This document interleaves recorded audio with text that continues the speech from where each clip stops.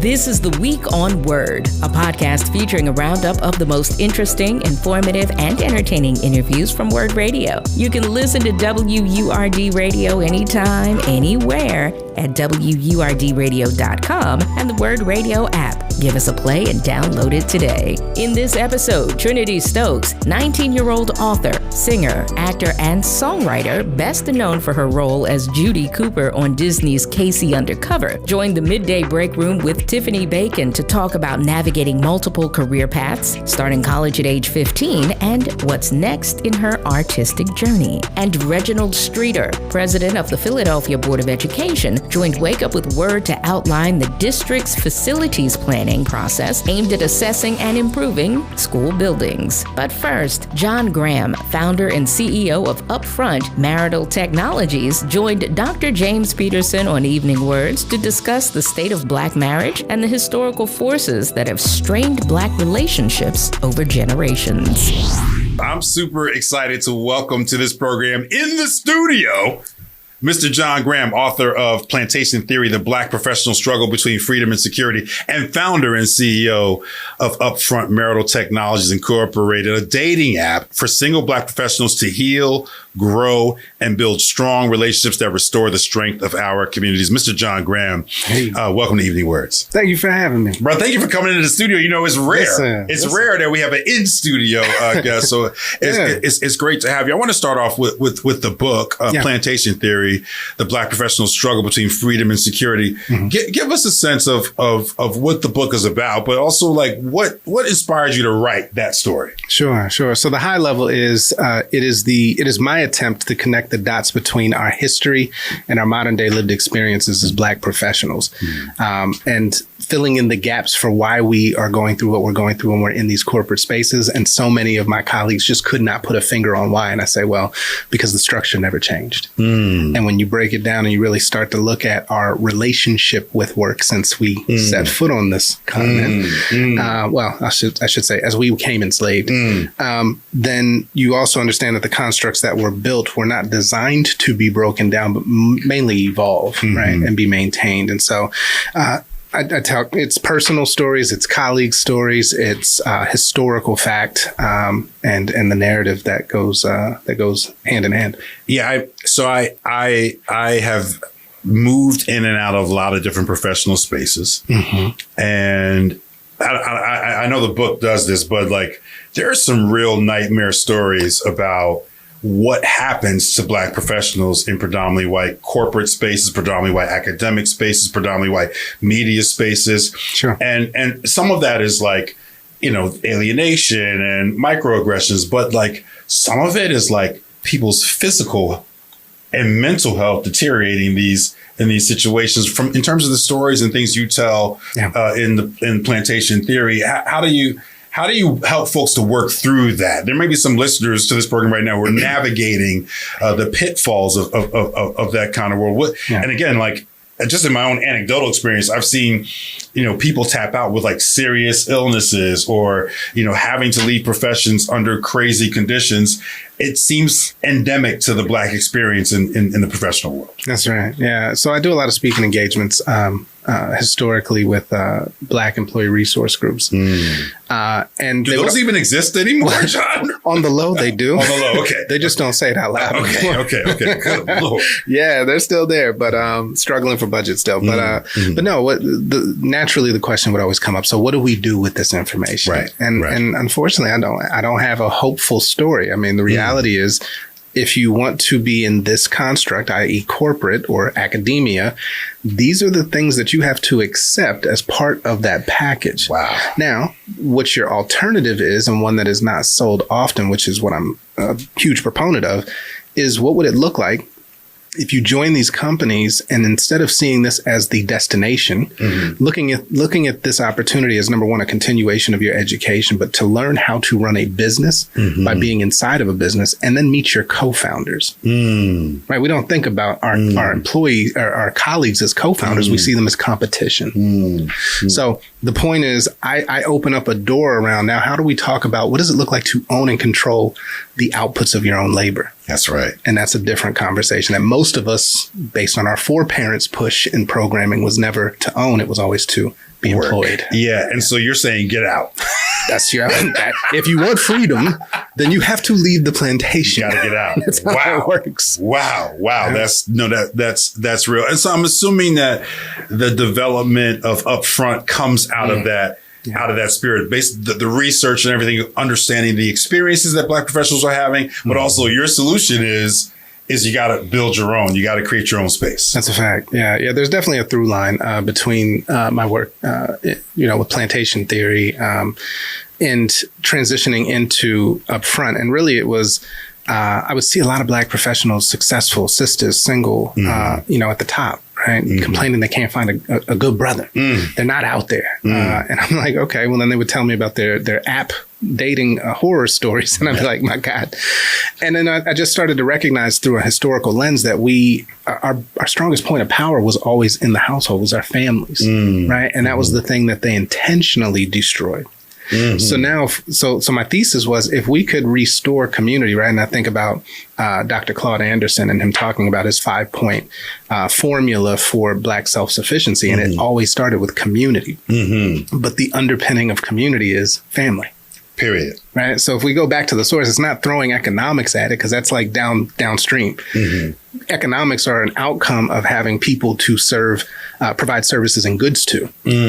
But those families within the community are the ones who need those goods and services. So if we don't start at the root, which is restore the family, then everything else falls. It's a weak foundation. I'm curious as to, from your perspective, what that looks like. I mean, obviously, we'll talk more about how Upfront is contributing to that, but what does that look like? Because,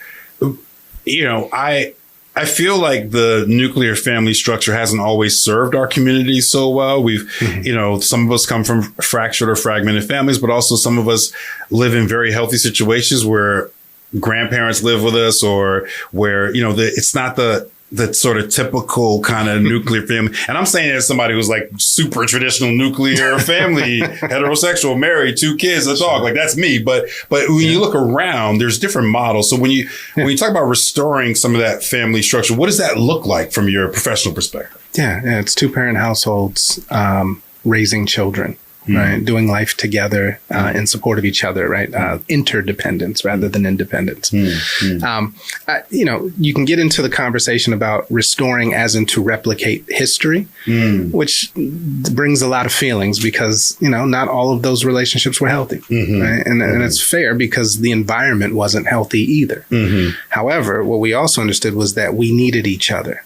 And there was some underlying agreements communally that I think we abided by and remained on code with, that enabled us to survive some of the harshest conditions post emancipation. So when we look at 1866 to 1978, we were married at a rate of 85%, the highest marital rate of any racial group in the country. What the hell happened? From 1978 to today, 29%, 30%, the lowest marital rate of any racial group. That's not unintentional. And that's a whole nother conversation. So there's a lot. But I'm already seeing some of the systems and structures that tapped into that. Obviously, the prison industrial complex, big part of that, right? Mass incarceration, a big part of that. Post-industrial economy, big, like the outsourcing of manufacturing, factory jobs, big part of that. The increasing cost of education, higher education, because there's these education gaps between Black men and Black women. What am I leaving out of the things that contributed to that dramatic change in marital rates within the Black community? Sure. So you've got the war on drugs, crime, and poverty. Right? All 3 of those. You've got the welfare state. The structure of welfare created to get the Black man out of the house if you want to keep these benefits. 100%. I mean, and that's the primary impetus there, is to remove the Black man from the household, right? Through incarceration, through lack of job opportunities, lack of education. When you think about 70% of Black children are raised in single parent households, 94% raised in single mother households. There is a deficit there of equal and balanced energy. Now, historically, we had institutions like the church We had, an agreement amongst each other that if somebody was acting a fool in the street, you could correct them, send him home, and his parents would pick up the slack, right? There was this obligation to each other that disappeared with access. And that's a deeper conversation of what does the post-Civil Rights Act era mean for those who have now more access than any Negroes in this country have ever had. Because we lost a lot by leaving our own.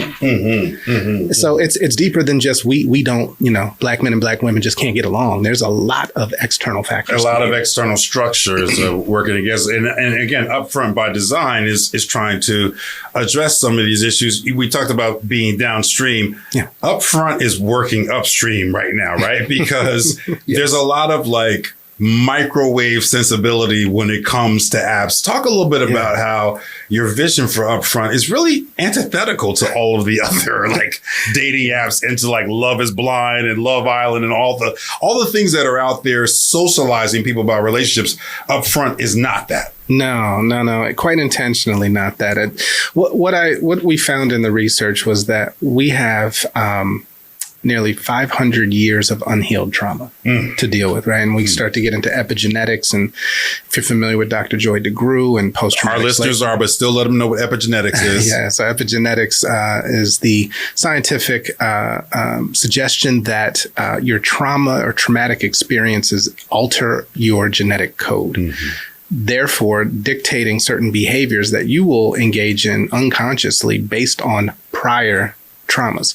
So when we think about things like, if we're standing in a group in a predominantly white area and there's like 3 or 4 of us and we look around and like, we ain't supposed to be together, right?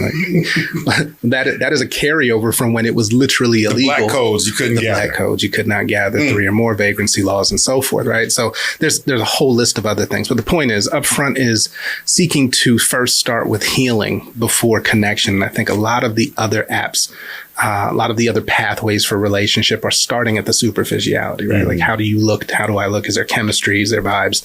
Fine. But am I bringing my unhealed or unresolved traumas to yours and expecting a healthy outcome? And so I said, well, first and foremost, before we put anybody together, let's put everybody through a mandatory 30-day healing journey.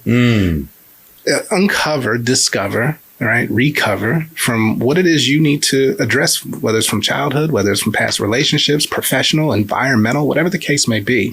And at least discover those things and know and be clear on what you're dealing with before you now get access to connection. And that way you at least have a better shot, we believe, at a long-term and sustainable relationship. And I love this, John, because first of all, everyone should do this, right? Because all of us bring baggage, at least from our past relationships, into 100%. Our next ones. And Absolutely. So you have this 30-day period where Upfront is, I'm assuming this is through survey and through assessment, Q&A with the individuals that's taking them through this process. Help us understand how does that look on Upfront? Yeah, the healing part of it. Yeah. So first and foremost, our approach is unique in that we have 2 AI guides named Langston or Zora.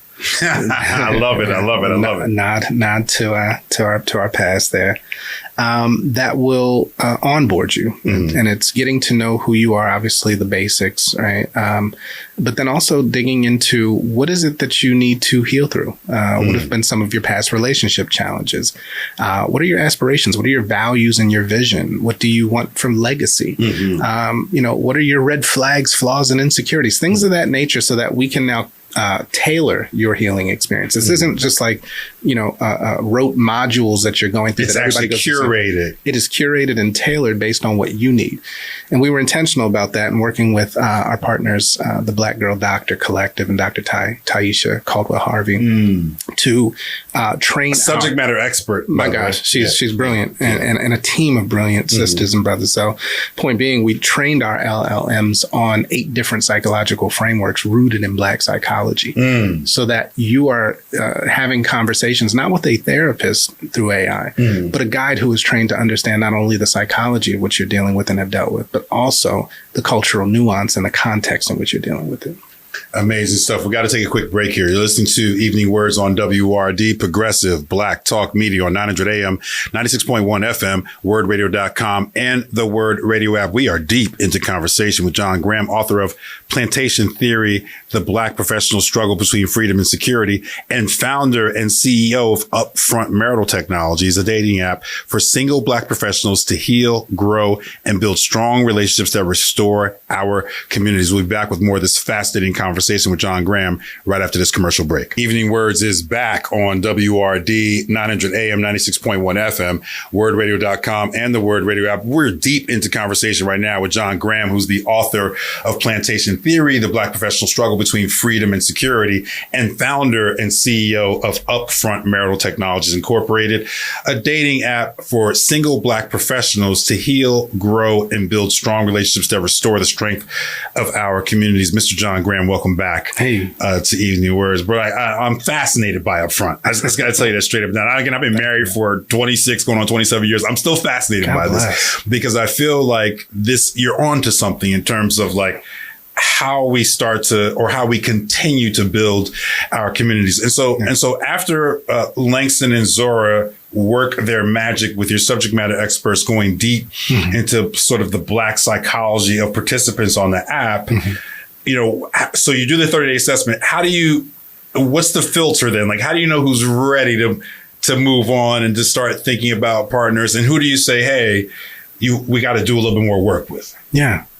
So it's a great question. We're not the judge of when you are ready, right? Your healing journey is highly personal. What we are offering is tools, awareness opportunities, journal opportunities, reflection exercises, articles, podcasts, content, webinars. Like there's a whole bunch of things that go into that process. But when you get through your healing, your 30 days, now you have access to the connection district. And we're setting Upfront up like a small city, small town, right? Think of the self-sufficient Black communities of our past, the nearly 1,200, most famously Greenwood District, right? But your healing district, then your connection district. Your connection district is your opportunity to engage with people who we algorithmically match you to. So there is no swiping on Upfront. There's no superficiality. We are taking a proprietary approach to matching you based on values, based on vision, aspiration, your healing goals, journey, and so forth, and then putting those people in front of you to now engage with. And Langston and Zora don't disappear in the healing district. They are your wing persons throughout the process. So they're carrying that knowledge of you into now your dating experience and can reference some of the things that, hey, we worked on this in that healing journey. I'm seeing an opportunity for you to action off of X, Y, and Z, or, hey, tell me about the date. How did it go? What do you think? And, and examining some of those things with you. So are you in this connection district real time with other people that it's almost, is it a little bit like social media interaction? Is it text based? Are there any kind of visual avatars or anything? So give us a sense of the touch and feel of it, if you will. Absolutely. So first and foremost, your profile picture is a direct import from your LinkedIn profile. Right? So when you're joining, you're signing up through your LinkedIn profile. That gives you legitimacy. Got it. And remember, this is for self-aware single Black professionals seeking marriage.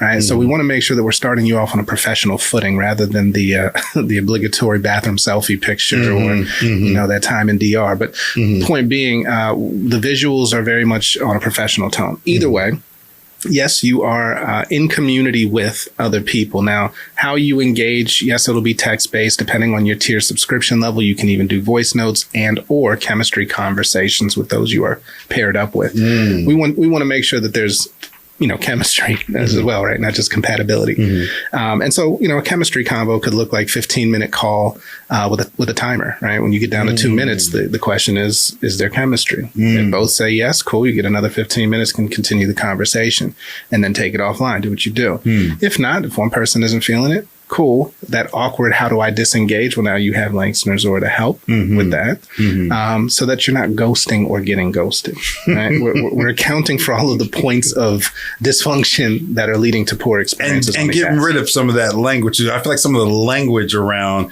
human interaction right now is so dumb at times. It could use some elevation for sure.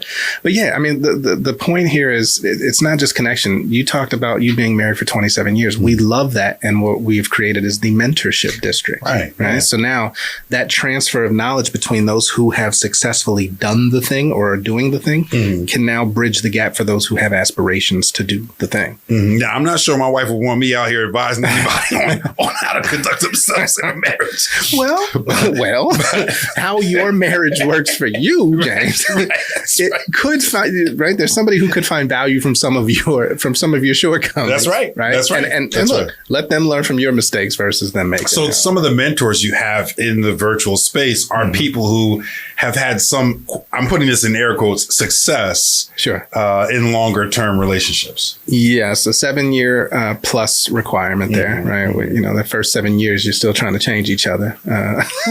I'll be 16 years deep next month. Oh, congratulations, bro. Congratulations. I don't remember the 7-year mark. That's a long time ago for me, bro. Listen, you were a whole different person before, right? And that's kind of the thing. So there's a demystification, I think, required around what does marriage actually entail. There's so much focus on the wedding. There's so much focus on the courting, on everything leading up to the starting line. Yeah. And as you and I both know, when you say I do or I will. Come on, that's the beginning. And then day one, that's the start. That is the beginning. And nobody's showcasing that to these folks who say they want to be married. Yeah. I mean, I'm again, just loving the ethos behind Upfront. So there's the healing period, which is great. It's extensive in depth. And then you get folks into this connection district, and folks can start to interact. When people make a connection, you say they can kind of step outside of the space, but can they still access all the resources and the tools of Upfront as they continue the journey? Absolutely. Yeah. The goal, unlike most of our competitor apps, is not to get you connected and then get you out. Right. When we talk about community, the point is when you connect with your person, and let's say you take it to that next level and you say, we want to do life together. Well, that's where the wedding district kicks in. And now we have a community of Black vendors in the wedding economy. Oh, I love this. Right? Yeah. Efficients, planners, venues, bakers, tailors, you name it, who can then help usher you through that process together. And you don't lose the community you built through the mentorship district as well. You still have Langston and Zora there as well. So that carries through. And then post-wedding district, now you have the legacy district.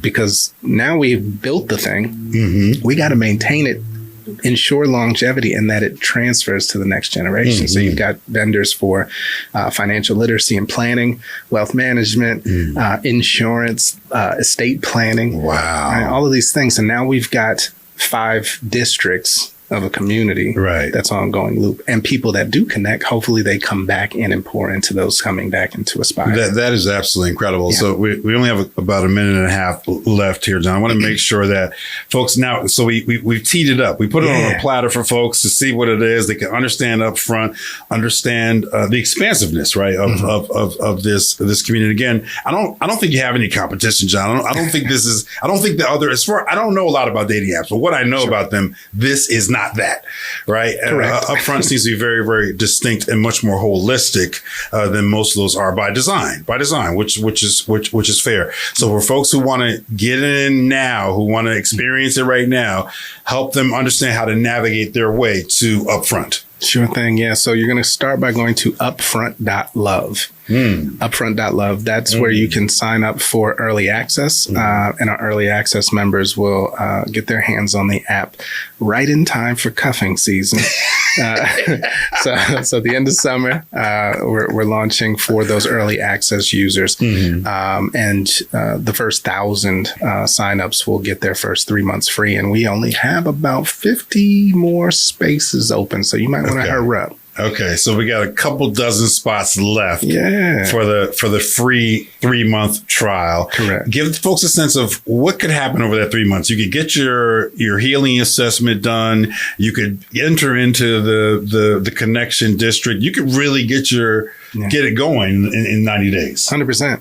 Yeah, we have a lot of exciting things lined up for our early access members. For those who are joining, I mean, everything from conversations with married couples and webinars. We're going to have some really cool who's who, psychologists, therapists, healers, and then also some live events to invite them to, depending on your city and location. So more to announce there, but there are perks and benefits for sure. But yes, the healing journey, you will get access to your connection district and your, and then opportunities to engage further. Absolutely incredible. John Graham, the founder and CEO of Upfront Marital Technology. Bro, congratulations on building the platform and standing it up. It's an extraordinary opportunity for our community that I think is really consistent with the way a lot of folks see, we got to take this way out, but very few pathways and structures are in place for us to do so. Upfront seems to be one of those. I greatly appreciate it, man. Thank you so much. Bro, we got to get you back. When you get to your 100,000 subscriber, your million subscriber, you got to come back and share those stories here with us on Evening WURDs. I would love to.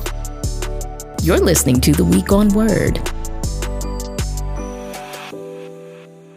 Hi, this is Dr. James Peterson, the host of Evening WURDs. Tune in to Evening WURDs Monday through Thursday from 4 p.m. to 7 p.m. for critical analysis of news, culture, and arts that resonate with our community. You won't want to miss our weekly segments of critical commentary with Cousin Chris, guests from the Center for American Progress, and dialogue with our local council members, plus other specialty segments full of education, entertainment, and engagement. Listen to Evening WURDs Monday through Thursday from 4 p.m. to 7 p.m. only on WURD, Progressive Black Talk Media. This is The Week on Word, a podcast highlighting the top conversations on WURD Radio. Make sure you look for and follow Word Radio on social media. Up next, Trinitee Stokes, 19-year-old author, singer, actor, and songwriter, joined the Midday Break Room with Tiffany Bacon. My next guest is a 19-year-old author, speaker, host, singer, actress and songwriter, best known for her role as Judy Cooper on the Disney sitcom KC Undercover. She starred alongside Zendaya. At 14 or 15 years old, our guest made history as the youngest student ever accepted to Emerson College, where she completed a degree in political communication with a minor in public diplomacy in just about 2.5 years. Hello. All that while balancing her acting career and remote college work. At 19 now, she continues to thrive across multiple creative outlets, including releasing independent music like singles like Win Now and Miss Me, releasing a new country-inspired song called Write You Off, hosting, blogging via Substack, public speaking, and she has a platform with a global outreach. I am very pleased to welcome to the show Trinitee Stokes. Hello, Trinitee. How are you? I'm doing well. I'm excited to be here with you guys today. Yes. Well, we're super excited to have you here because you are, in fact, an inspiration. Just checking out episodes of the show, listening to your music, learning about you. I'm just like, girlfriend, you are not afraid to go out here and do your thing. This is awesome. Yeah, I definitely feel like something that I love to do and hope to really inspire other people to do is if you love it, if you find that it's a calling of yours from God and it's something that you find that you have the skill to do it. I think so many times society sort of puts these limits on us that we should only stay in one lane or only do one thing. But I think that if you love it, if you have the passion for it, go ahead and do it all. Yeah, I love that. And yes, I've heard that hurled at me a couple of times, like, girl, what else are you doing? So what was the situation like with your parents that allowed you to be able to pursue all of your interests and not really put you in a box? My parents are absolutely amazing. I definitely feel like that's sort of where that engine of training my mind to think that I can do so many different things. Even when I was younger, I remember one Christmas they bought me a karaoke machine. That's probably where the singing situation started. So whether that was being a total bookworm and my parents always buying me books or allowing me to, be in commercials and stage plays and supporting me, but with everything that I chose to do, I think them not really telling me that, okay, okay, you can't do this. You only have to focus on this, and showing me that, okay, you want to do everything. This is how you divide your time, or this is how you sort of split your interests in your week. So that way everything is tended to, in a sense, is something that really allowed me to actually put that into practice as I grew older and really got into it. Yeah, I love that. So let's talk about how you even got into acting. When did the bug first bite you, and how did you end up on the Disney Channel? So the bug first bit me at 3. I was watching That's So Raven, and I told my mom, I want to do that. I want to make people laugh. I was obsessed with That's So Raven, and sort of that viewing experience really is what turned the light bulb on for me. And so my mom was a playwright, and she had a Christmas play that she was putting on, and she wrote a small role for me at the end. And she was like, okay, like, let's have it. Let's have it going. This is your moment.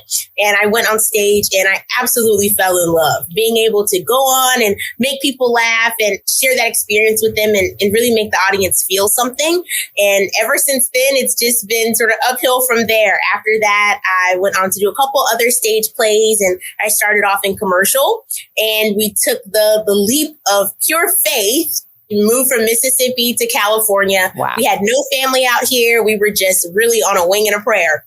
And the Lord sustained us and allowed me to be able to book my first show with no television experience on Disney. And that's sort of where I would think my story sort of picks up for the public eye.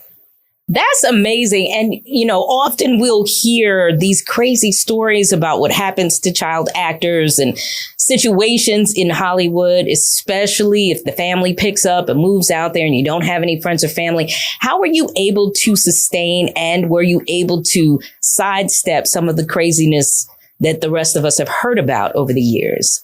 So I'm an only child.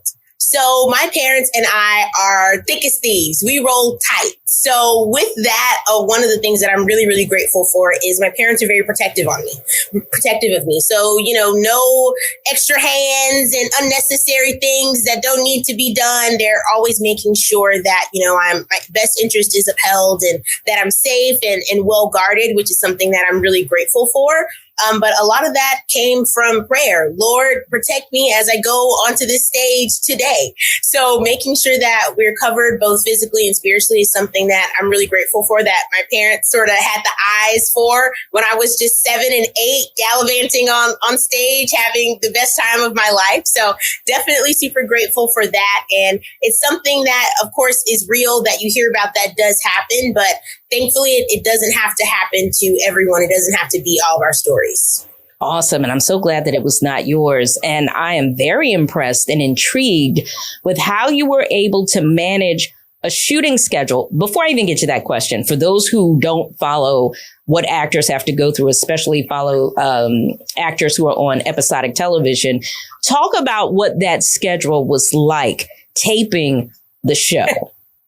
So for us, we were multicam. So we only shot 2 days a week. We would shoot our entire episode. On Thursdays and Fridays were our shoot days. And so, of course, I'm still in school. I'm just a tot. So my days are split between rehearsals, stunt practice, wardrobe fittings, if there's, you know, a hair or makeup fitting, testing that needs to be done, and school. So I would sort of most times come in around 8. On a typical day, maybe I'd be gone by 4 or 5, and we would sort of do that schedule Monday through Wednesday. And then we would have a little bit elongated hours on Thursday and Friday. It's honestly kind of crazy because looking back at it, I'm like, wow, that was kind of intense, I guess, huh?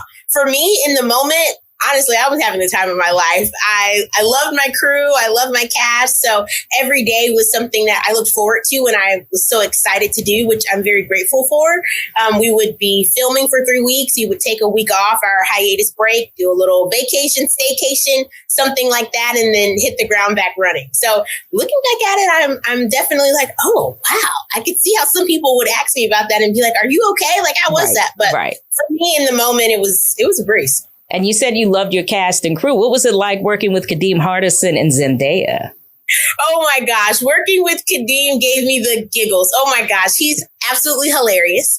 And it was really fun having him on set because at the time I was 8, I'm 9. I didn't really realize the gravity of who I was working with. So for me, when I go back and I see episodes, I'm like, oh my gosh, I can't believe I worked with so-and-so.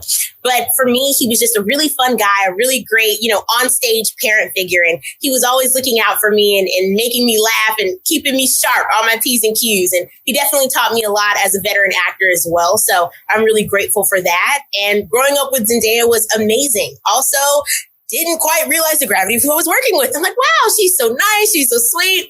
But of course, as the seasons progressed, I realized how cool it really was. But she's such a sweet and kind-hearted person. And she really looked out for me, even when it came down to making sure that I didn't get heat damage on my hair and making sure that, I was comfortable with my clothing choices and my makeup and all those little things that, big sisters sort of fill in on set. So she definitely functioned in that role for me then and now still. So definitely super grateful for that experience. Thank you for saying that, because, this conversation, I don't want to veer off too much into this, but since you're here and you brought it up, we hear these conversations come up about Black actors and Black actresses not having proper care or styling for their hair because folks just don't know how to do it. And you end up having to wear a wig, not because you want to, but in some instances because you have to. Talk about that experience, especially as a young girl, as you are developing your look, as you're even developing what to do with your hair. Talk about when you first realized this person or these people may not know what they're doing. And then how important it was for Zendaya to step in for you to make sure they didn't do more damage than could have possibly been done.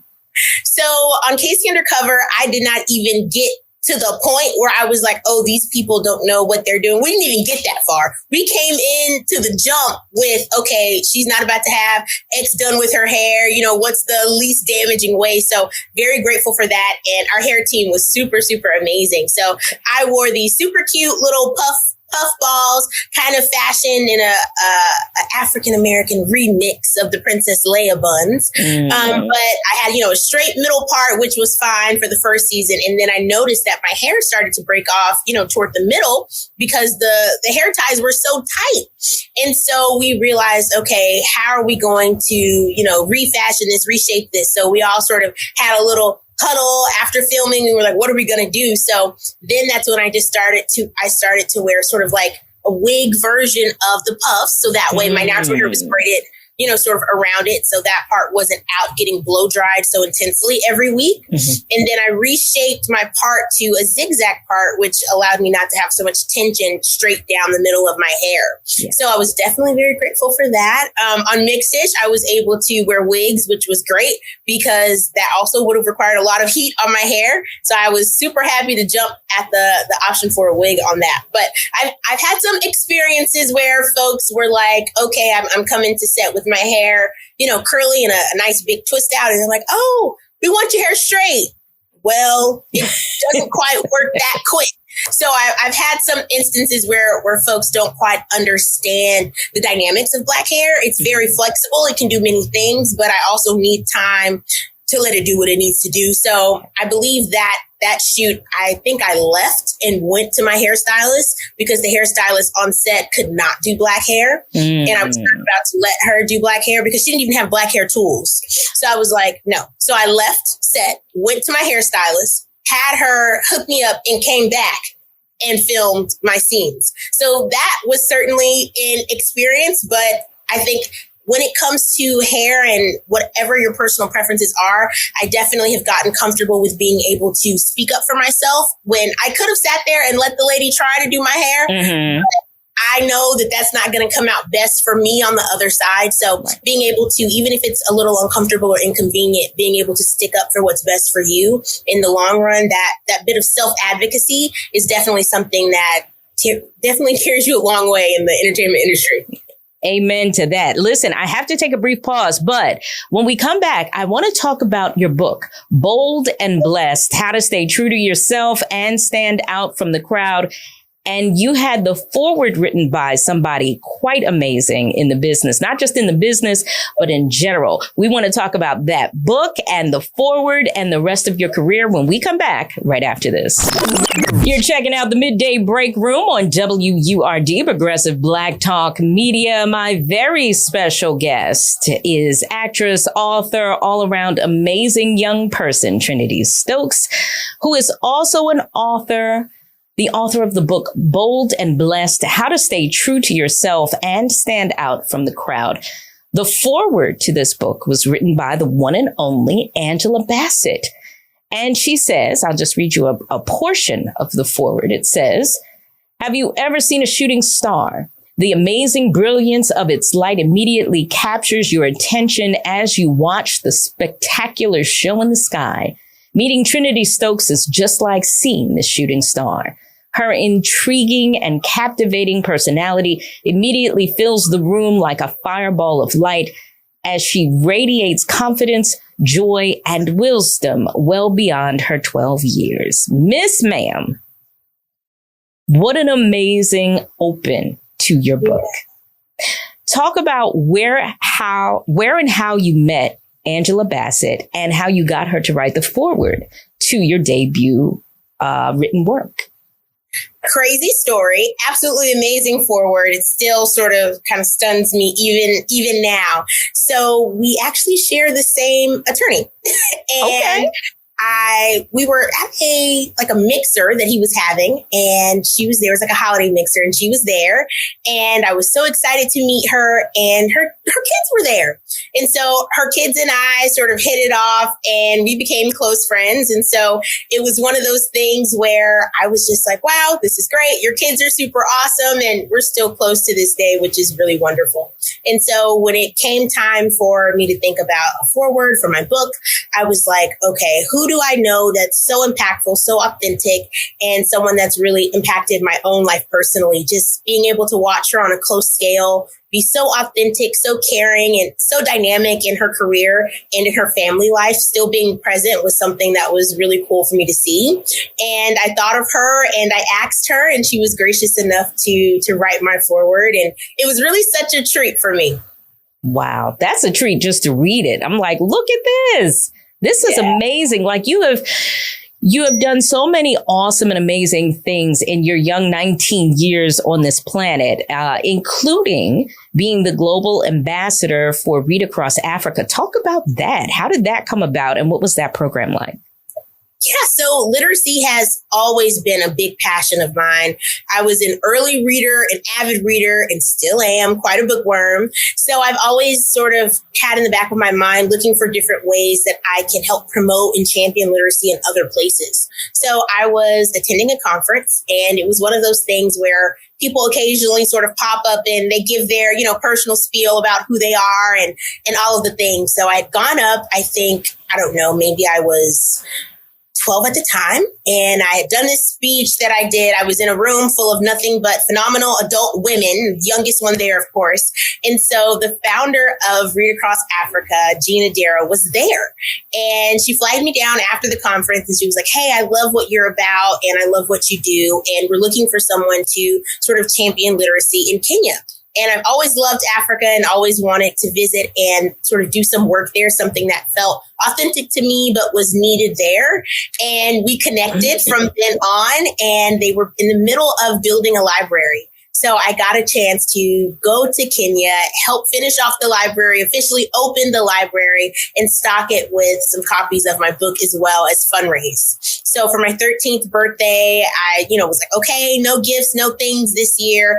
I want everyone to donate to Read Across Africa for my birthday to fundraise. And it was something that was super, super special to me, and still being able to be involved now. So about once a month or so, I will do Zooms with the kids who are visitors of the libraries and champions of the libraries, and check in with them and speak with them and see, what's up with them in their lives, what they're doing, and find different ways that I can help assist them along their journey. So it's definitely something that was super random, totally out of the blue, but I'm all the better for it. And I'm so grateful.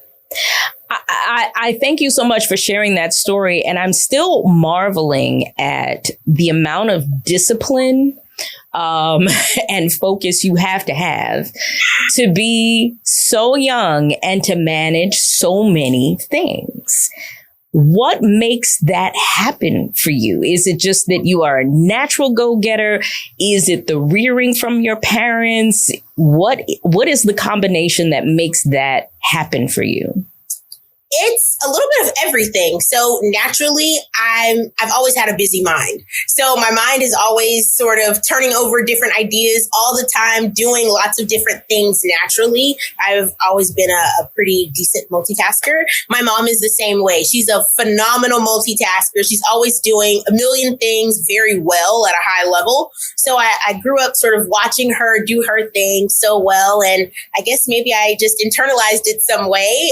But I'm at the same time can get, sort of sidetracked a little easily. So to offset that, I have many planners, many, notebooks and sticky notes, calendar alerts in my phone. So it's not without effort. Naturally, my mind thinks about all of these things, but to make sure that I'm executing everything that I want to, it's not without the effort of reminders and, hey, don't forget to do this or remember, da, da, da. So I have my things in place to sort of help me along the way. But naturally, I've always been a self-starter and a go-getter, which I'm really grateful for. And it's really a blessing to me. It's been certainly helpful along my way. I see. And what is it that drew you to your course of study at Emerson? Political communication. Why did you choose that? And what do you plan to do with that? So when I was a child, my major for college was going to be business. Then I trekked my way through high school and quickly decided that I could not compute math for 4 more years of my life. So I said, that's like out. That's so gone. And if you haven't noticed, I love communicating. I love talking to people. Always sort of been my thing. And so I was like, okay, maybe I'll do, something in communication, but I didn't want to do just like communication. I wanted to find something to, spice it up, do something different with it. And so during that time, I was really sort of getting involved in politics. My political brain started to develop and really get researching, so to speak.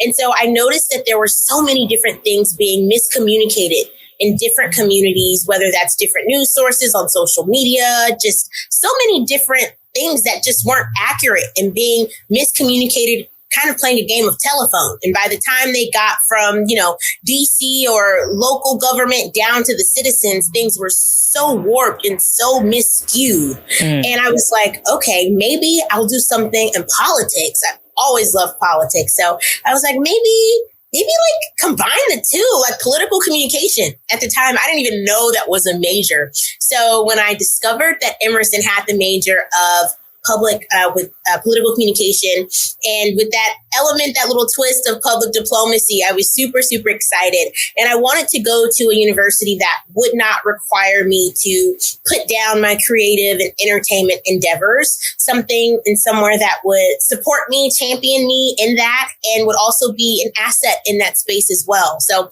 Emerson was a golden two-sided coin, as they're very well versed in all things, strictly academic, and we've had so many great political minds come out of Emerson, but they're also huge in the entertainment world as well, which I'm enjoying as an alumni, which is crazy to say. Wow.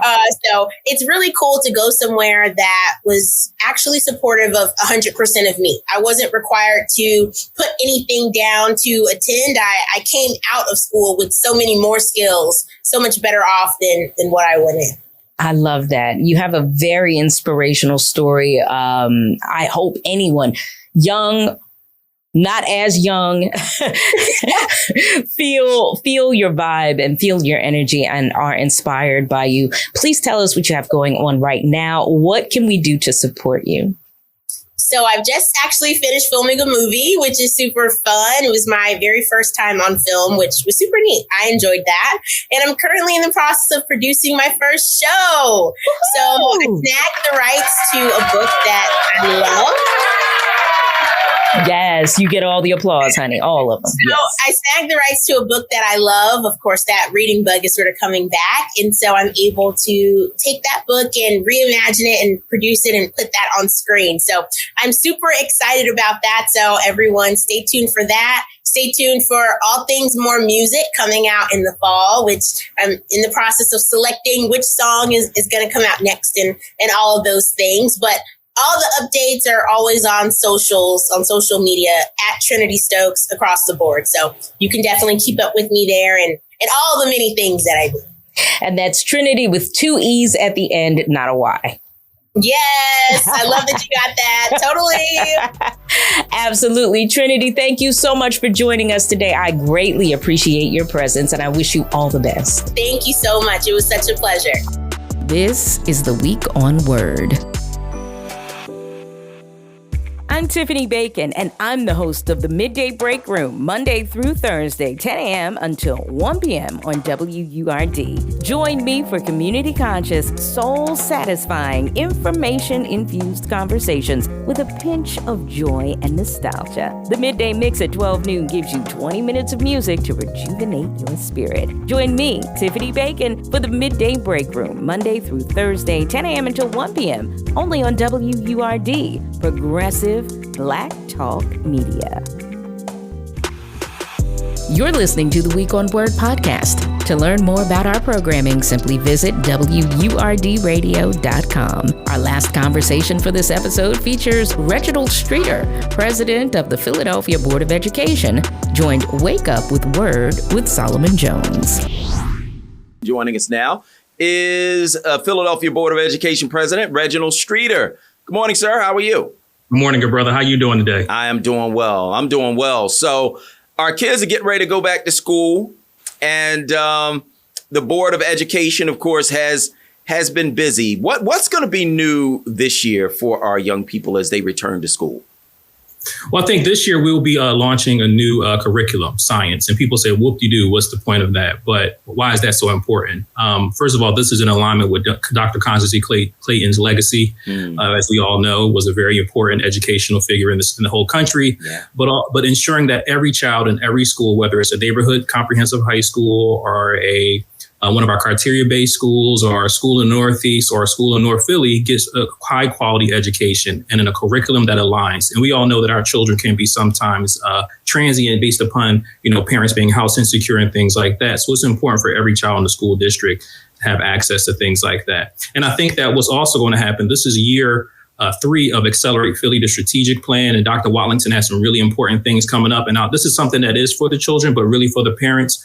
One of the things that we are very excited about, I believe, as a board, is the re-implementation of Parent University, which is a mechanism to not just improve relationships with the district and parents, but to give parents what they need to be the stewards of their babies that we know they want to be. So, and I'm a parent as well, and I'm excited for that as well. So that's just 2 kind of quick, high-level, exciting things that are coming this year. That are going to be definitely connected to our children. Well, I love Parent University, and I highly recommend that parents get involved with that. I taught a couple of courses at Parent University some years ago around writing as an author, and I noticed a few things. I noticed that it was an opportunity for parents to come together, not just to learn a skill, but to kind of hook up with each other, man, to be supported by each other, to form a community with each other, to talk about the things that they were dealing with as parents, with their children, with their work lives, and with these things that they were learning. It was an opportunity for them to come together and learn together.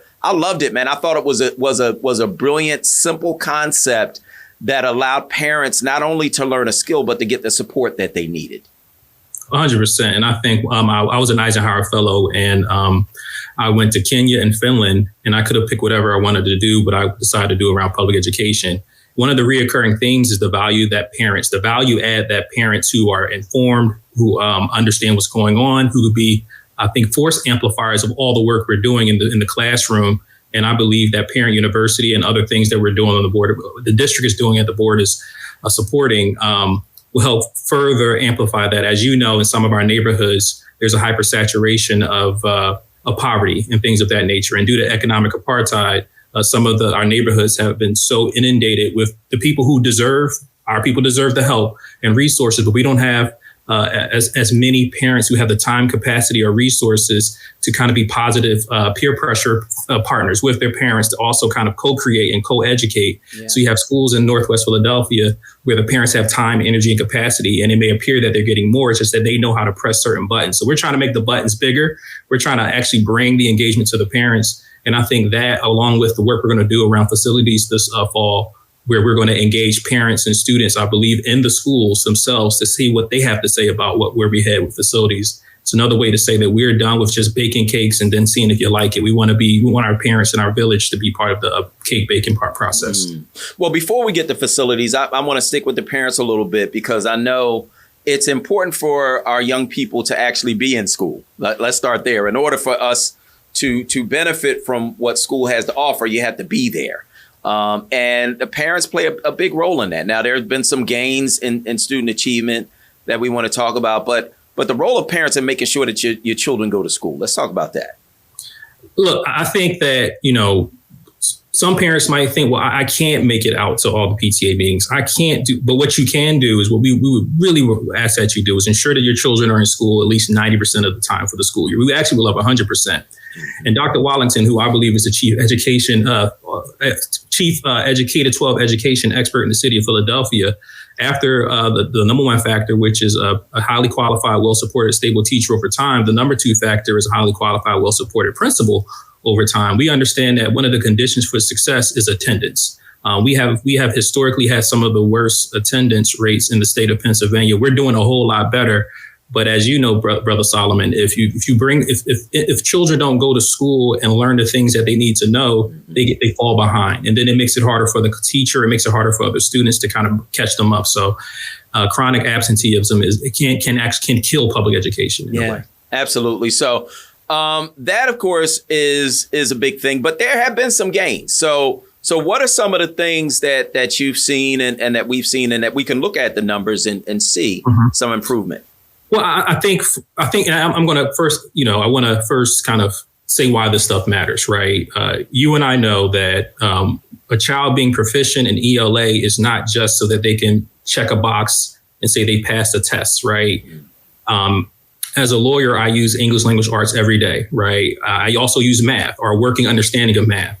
And I've been talking to individuals who are trying to reinvigorate the shipbuilding industry in Philadelphia, and they want welders. And these are people that may not necessarily need a college degree, but one of the concerns have been not enough students who can, read the instructions, right? These are the things that we believe the Board of Education believe matter. So that's why we follow those things.